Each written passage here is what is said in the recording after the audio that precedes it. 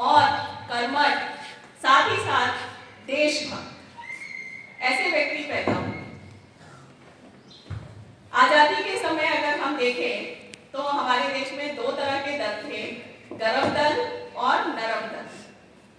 नरम दल तो गांधी जी का था, जो सत्य अहिंसा पे चलते थे और जिनका मानना था कि बिना हिंसा किए ही हम आजादी लेंगे।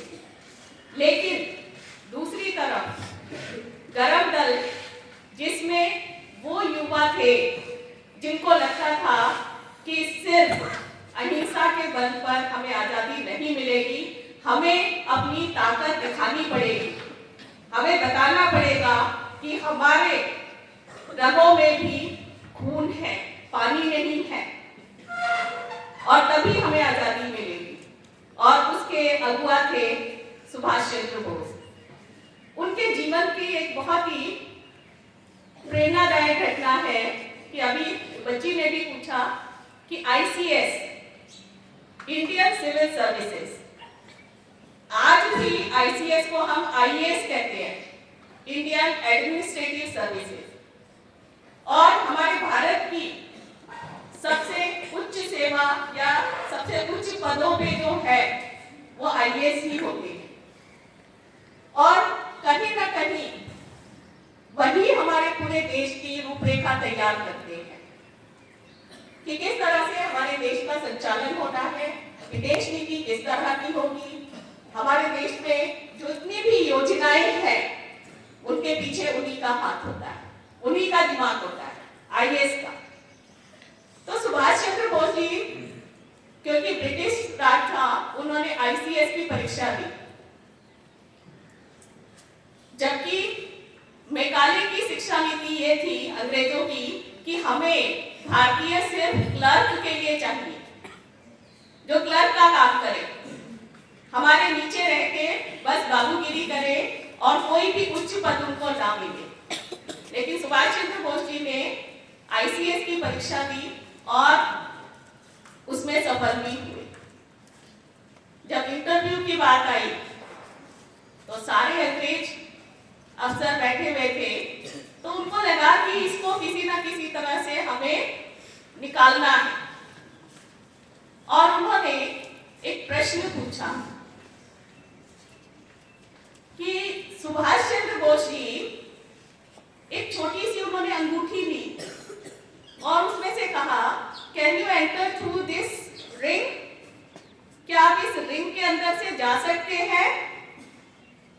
सुभाष चंद्र जी थोड़ी देर खामोश रहे, फिर बोले यस सर।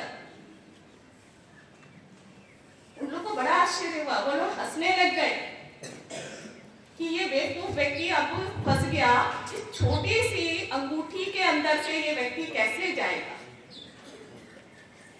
उन्होंने एक कागज मांगा, उसमें अपना नाम लिखा सुभाष चंद्र बोस, और उस अंगूठी के अंदर से उस कागज को निकाल लिया।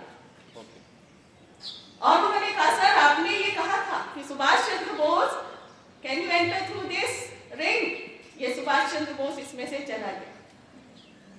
इस उत्तर से वो सभी अंग्रेज अफसर आश्चर्यचकित रह गए, उनके पास अब कोई जवाब नहीं था, और उनको इंटरव्यू में पास भी किया गया,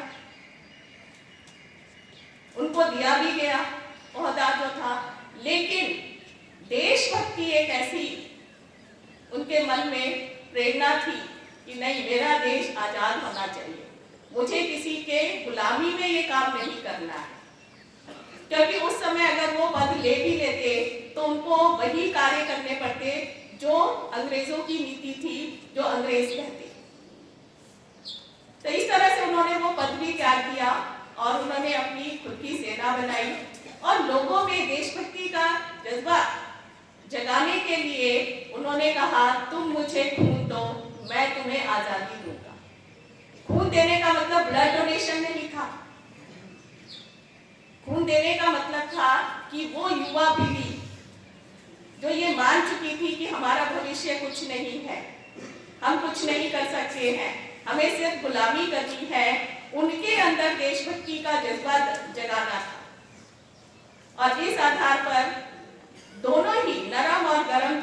मिलकर ही ये मान के चलिए कि आज़ादी हमें मिली। ये हमारे लिए बहुत ही प्रेरणादायक उनके जीवन का किस्सा है, क्योंकि आईएएस ऑफिसर बनने के लिए सिर्फ इंटेलिजेंट होना जरूरी नहीं है कि आपको सब्जेक्ट नॉलेज बहुत ज़्यादा है। उसमें बहुत सारे ऐसे प्रश्न होते हैं जो प्रेजेंस ऑफ माइंड के लिए होते हैं कि आप त्वरित निर्णय किस प्रकार से लेंगे। तो आशा करती हूँ कि आप लोग भी न सिर्फ किताबी ज्ञान को रखो, बल्कि अपने आसपास की दुनिया से भी ज्ञान लो और प्रेजेंस